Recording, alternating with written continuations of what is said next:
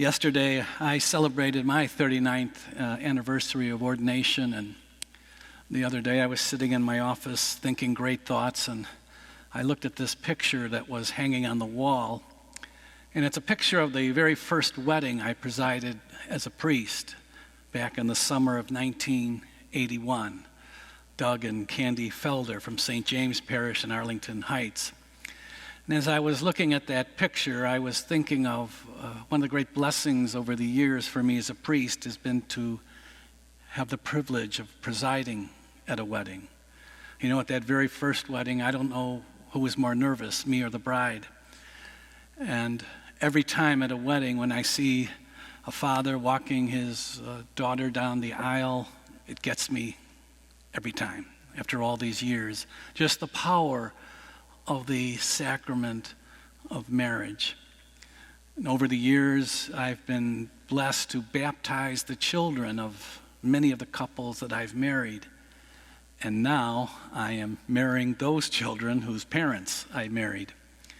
The sacrament of marriage is one of the great sacraments of the church, and the gospel we hear today is frequently used in weddings.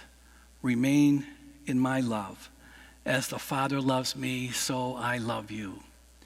You know, it's part of our human DNA to fall in love. We fall in love with another person. We fall in love with the way of life. We fall in love with a sense of the world that we hope we would live in. Falling in love happens all the time. But the real challenge in life is not falling in love, it's remaining in love. People change. Circumstances enter our lives and draw us in another direction. Things happen to us that we had no control over. And all of a sudden, we're at a different place.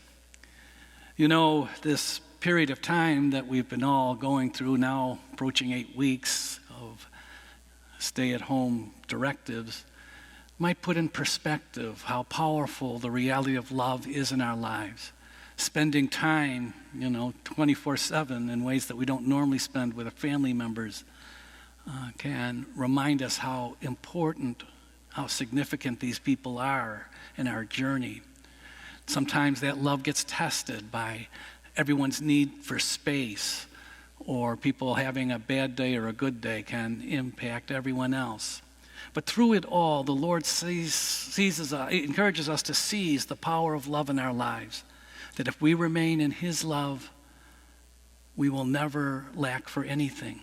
For the love of the Lord is unconditional. The love of the Lord doesn't know the time of year or the reality of a pandemic or the challenges of financial fear or anxiety.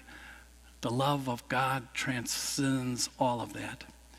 And the Lord shares that love abundantly with you and with me, and hopefully as we dwell on that love, we can find the energy to remain in love with the people who are sacred in our lives, the people who mean the world to us. Remaining in love as a spouse, a parent, a grandparent, a sibling, a friend. All the relationships in our lives that are funded by the power of love. Remain in my love. As the Father loves me, so I love you.